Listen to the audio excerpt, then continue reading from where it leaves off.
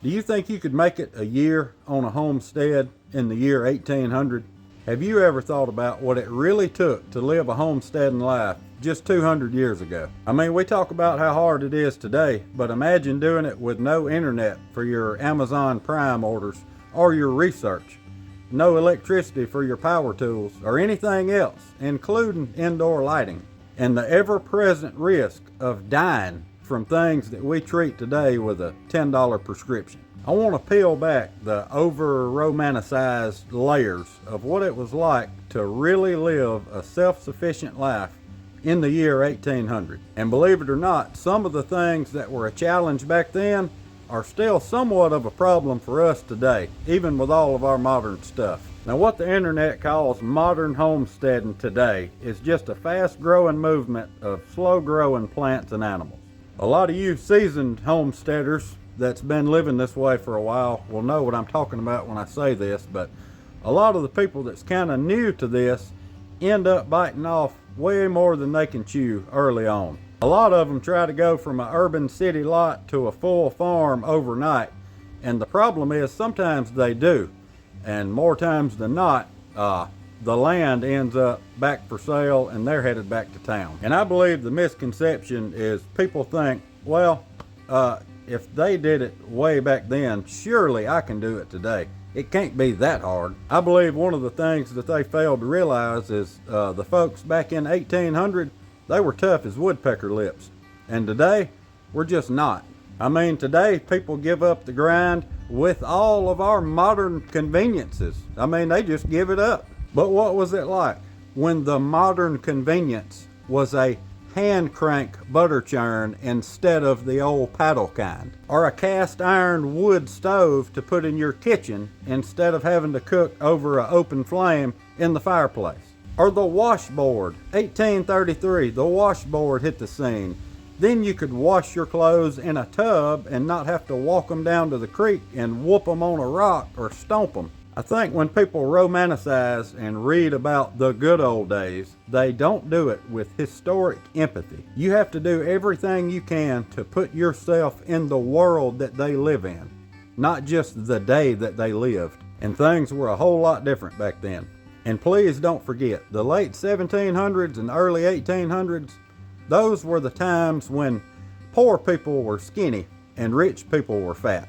Today, that's flipped around backwards. I mean, think about how blessed we are today. The poorest people in this country are the fattest people in this country. That is unheard of throughout human history, except for the last 50 or 60 years. But that's a different topic for a different video. When we look at a person from the early 1800s, around the year 1800, like I said before, we have to do it with historic empathy to get a full picture of what their life looked like. Some of us have said, and I've said myself, man, I wish I could go back and live like it was the year 1800, because it seemed like they just lived a whole lot slower, less complicated lives back then. And that's true to an extent, because it took them days to do what we can do in a couple of hours. They didn't have the technology to get in too much of a hurry. I mean, it was slow, but it was steady, and it was every day, never ending.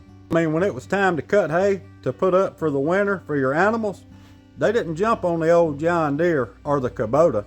And if it was before 1850, they didn't even hook the horse to the sickle bar mower. And they only did that after 1850-ish, if they could afford one. When they cut hay, they used a scythe, like this one right here. And it was not near as fast as the hay cutters we have today. If there was any chance of you getting everything done that needed to be done, you had to have a whole lot of kids. Which brings me to my next point. The average life expectancy in the year 1800 was around 39 years old. And no, it wasn't because people were dropping dead at the age of 40. The average is so low because 30% of kids didn't make it to their first birthday. And that moved on up to about 50% by their 5th birthday. Did you hear me? Half of the people born in the year 1800 and around that time didn't make it to their 5th birthday.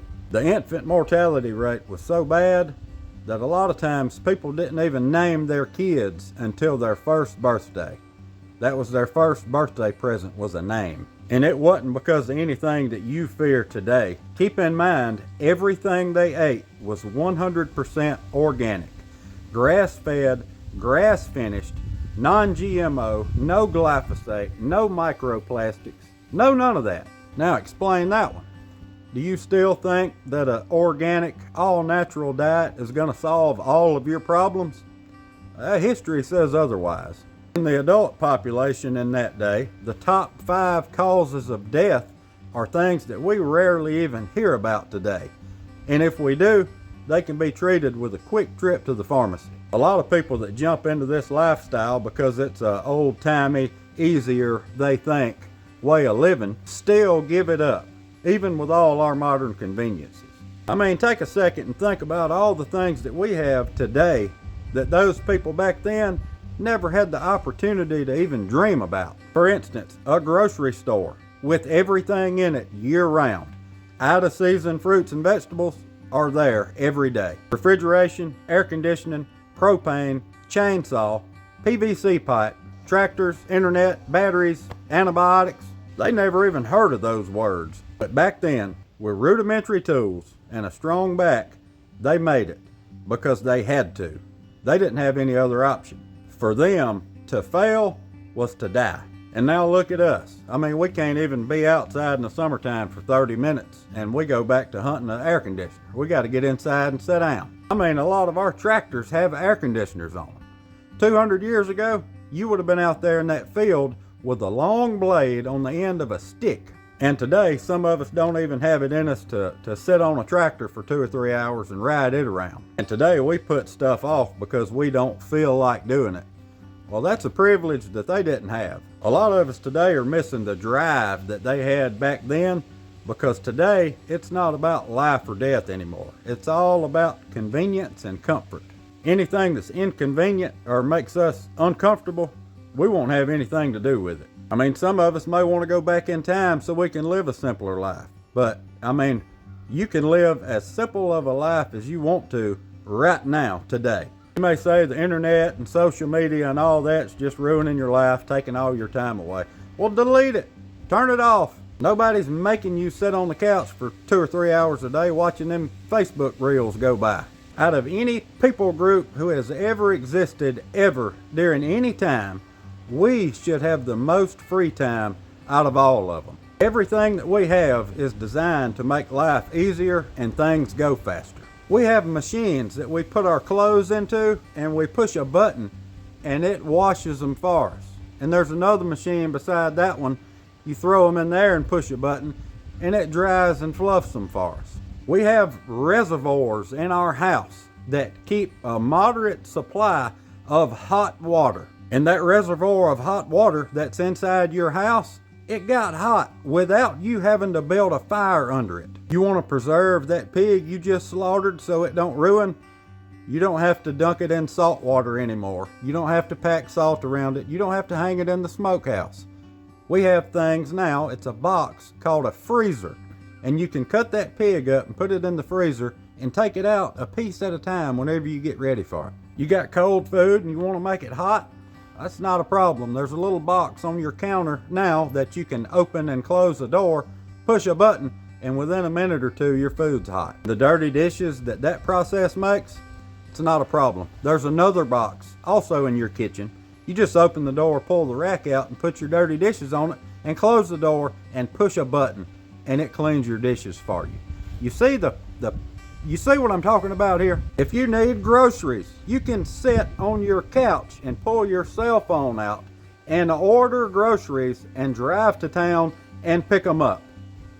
We have found a way to keep from having to walk through the grocery store and physically touch our own items. These are all time-saving conveniences, and I believe we're taking them for granted, to say the least. And the time that they are saving us, we're just wasting it. We actually do have the opportunity to have free time.